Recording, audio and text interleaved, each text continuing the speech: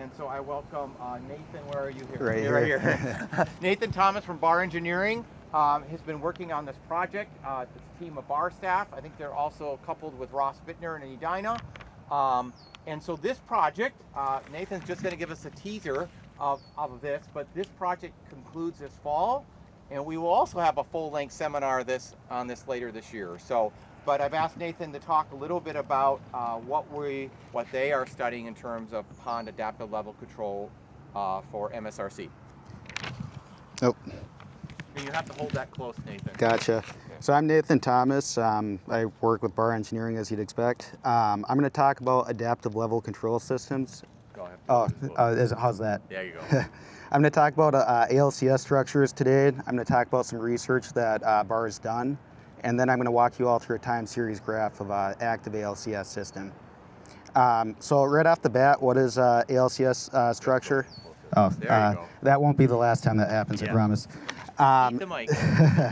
So adaptive outlet structures, they're a system that's continually updating decisions and adaptively controlling pond levels and outflows based on known conditions and then forecasted weather data.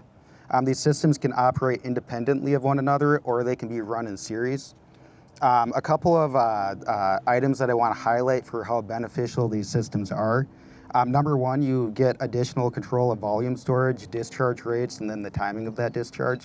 And then kind of more importantly, this is water storage and then a water quality piece. But with the ability to be able to look at forecasted weather data, we can draw these ponds down prior to a rain event, and then that'll actually create storage for said rain event and that runoff. So once the event hits, what we have is we can collect all of that runoff, and then we can hold that water back to allow for sediment and nutrients to settle prior to discharging downstream. So this helps with downstream water quality. On top of that, they don't require a lot of space, so this is especially useful when you look at urban areas.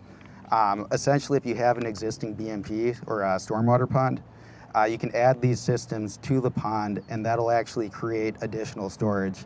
And it does that again by lowering the pond level prior to a rain event, and then you have the area of the pond times that depth you lowered it of additional storage. The Barr hypothesis of these systems is that they can both improve water quantity management, downstream water quality, and then that they can be more cost effective than traditional BMPs such as stormwater ponds and then underground storage as well. One of the challenges that we've come across, and I don't think this will be a surprise to anybody, but that would be permitting, specifically with modifying and temporarily modulating water levels in public water. So the Barr research team, they had three main research tasks. Number one was a literature review, which was to compile all existing data and then to make that more easily accessible. The second task was to estimate the cost of actually retrofitting ALCS systems into existing ponds, and then to compare those costs to more traditional stormwater BMPs. And then the third task, this is just capturing our understanding of the implementation processes, and this includes conceptualization, planning, development and operation plans, modeling, the permitting with the regulators, construction, and then implementation.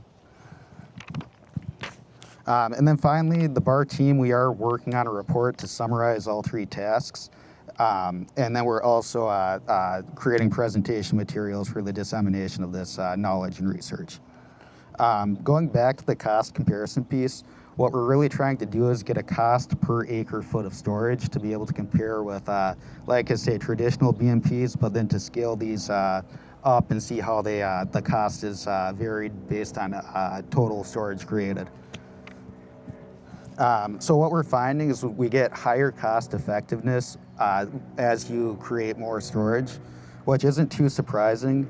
A lot of the initial costs are upfront costs, and they include initial capital of the infrastructure, so whether that be a valve, a gate, a pump, the controls themselves, and then the ongoing subscription and maintenance of the equipment and technology. So these numbers, they don't significantly change as you provide more storage. So that's why you get more bang for your buck once you add storage versus if you're looking at a smaller pond like that pond that we looked at initially or the last pond we looked at, these systems wouldn't be as economically feasible for a small pond like that. This pond behind us, this would be a perfect candidate. So take note, guys. As far as research materials, so the Barr team's been looking at peer-reviewed journal papers, research theses, case studies by vendors such as Opti, and then documents from regulating agencies that discuss these systems as well. So far, they've pulled together 105 different documents, and these documents range in year from 2003 to 2025. The median year of publication was 2020, and I want to highlight that because that really shows the newness of this technology, technology, and then also just how it's emerging in practice as well. So the Barr team are tracking sources on an Excel spreadsheet. We're including things like the title, through a year, as well as tracking some main conclusions, and then a judgment on relevance and whether the study was water quality, quantity, or focused on both. That will be publicly available after we conclude the study.